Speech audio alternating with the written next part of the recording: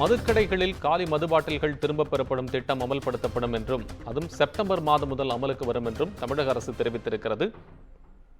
சராசரியாக நாளொன்றுக்கு 70 லட்சம் மது பாட்டில்கள் விற்கப்படுவதாக டாஸ்மாக் தரப்பில் உயர்நீதிமன்றத்தில் விளக்கம் அளிக்கப்பட்டிருக்கிறது.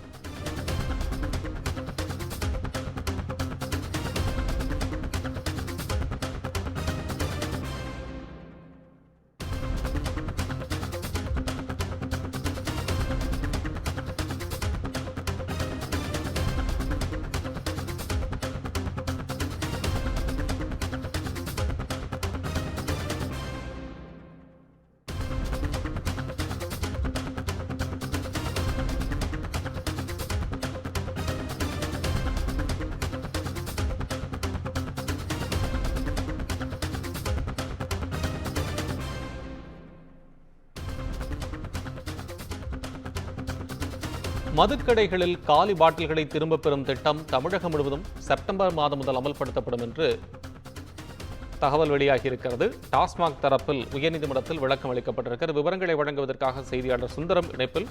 சுந்தரம், டாஸ்மாக்லிருந்து சொல்லப்பட்டிருக்கக்கூடிய தகவல் என்ன உயர்நீதிமன்றத்தில்? கண்டிப்பாக, அதாவது மலை வாசஸ்தலங்களில் பாட்டில்களை வீசி செல்வதால் விலங்கினைகள் பாதிக்கப்படுவது தொடர்பான வழக்கை விசாரித்து வரும் நீதிபதிகள் சதீஷ்குமார் மற்றும் பாரத சக்கரவர்த்தி அடங்கிய அமர்வு டாஸ்மாக் கடைகளில் விற்கப்படும் மதுபான பாட்டில்களுக்கு 10 ரூபாய் அதிகமாக விற்கவும், திருப்பி தரப்படும் காலி பாட்டில்களுக்கு 10 ரூபாயை திருப்பி கொடுக்கவும் அந்த மாதிரி ஒரு வழிவகை செய்து காலி பாட்டில்களை திரும்ப பெறும் திட்டம் மலைப்பகுதியில் அமல்படுத்த உத்தரவிட்டிருந்தது. பின் இந்த திட்டம் பல்வேறு மாவட்டங்களுக்கு விரிவுபடுத்தப்பட்டது.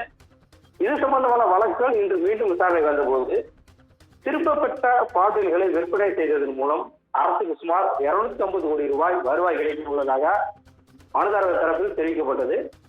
தமிழகத்தில் ஒரு நாளைக்கு எத்தனை மது பாட்டில்கள் விற்கப்படுகின்றன என நீதிபதி கேள்வி எழுப்பதற்கு சராசரியாக ஒரு நாளைக்கு 70 லட்சம் பாட்டில்கள் விற்கப்படுவதாக டாஸ்மாக் தரப்பில் விளக்கம் அளிக்கப்பட்டது. மேலும் பாட்டில்களை திரும்ப பெறும் திட்டம் செப்டம்பர் முதல் தமிழகம் முழுவதும் அமல்படுத்த உள்ளதாகவும் தெரிவிக்கப்பட்டது. இதை பதிவு செய்து கொண்ட நீதிபதிகள் வழக்கின் விசாரணையை வரும் ஆகஸ்ட் 7ஆம் தேதிக்கு தள்ளி வைக்கிறது.